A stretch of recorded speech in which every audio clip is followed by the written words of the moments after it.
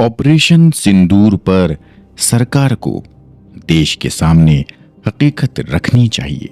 हिंदुस्तान और पाकिस्तान के बीच दुश्मनी खत्म हुए कई हफ्ते बीत चुके हैं, लेकिन जम्मू कश्मीर के पहलगाम में पर्यटकों पर हुए वहशियाना दहशतगर्दी हमलों के बाद जो सैन्य टकराव हुआ, उसकी हकीकत और उसके नतीजों को लेकर भारत सरकार अब तक खामोश है।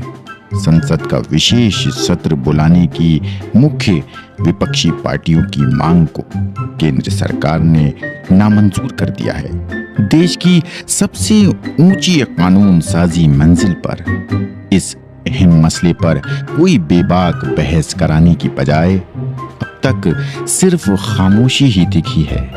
ये मामला हमारी कौमी सलामती से जुड़ा हुआ है। सैन्य टकराव के बाद अमेरिका समेत कई आलमी ताकतों ने ये दावा किया कि उन्होंने ही हालात को काबू में लाकर एक न्यूक्लियर जंग को टाल दिया। The President Donald Trump has put on his social media channel Truth Social that a full and immediate ceasefire has been agreed between India and Pakistan. Ceasefire first declared by Donald Trump, subsequently confirmed by the Pakistani. वजीर आजम नरेंद्र मोदी ने कई अवामी जलसों में इस टकराव को अपनी जीत बताया, लेकिन उन्होंने कभी इन साम्राज्यवादी ताकतों के दावों को नकारने की जहमत नहीं उठाई। सवाल ये है कि आखिर हिंदुस्तान किस हद तक अमेरिका और इस्राइल जैसी ताकतों के साथ अपने दिफाई रिश्तों को आगे बढ़ा रहा है।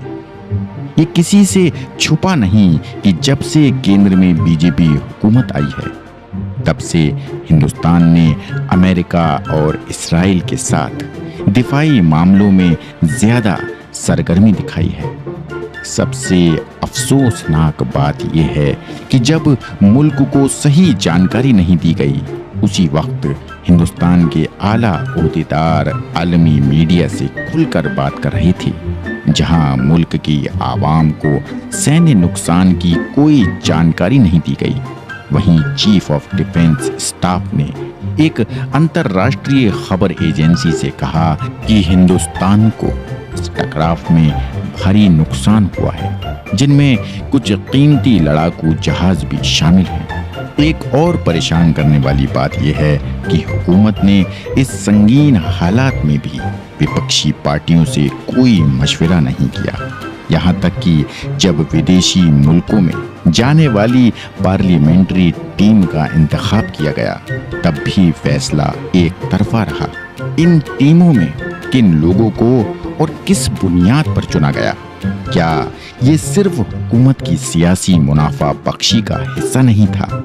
कुछ अफराद का इंतखाब इस नीयत से किया गया कि विपक्षी पार्टियों में इख्तिलाफ पैदा किया जाए और सियासी फायदा उठाया जाए। क्या ये मुनासिब है कि सरकार एक कौमी बहरान को अपनी सियासी चालों का मैदान बना दे और चहेते लोगों को इनाम के तौर पर विदेश यात्राएं दे, ताकि वो घर की सियासत में उसके काम आ सकें?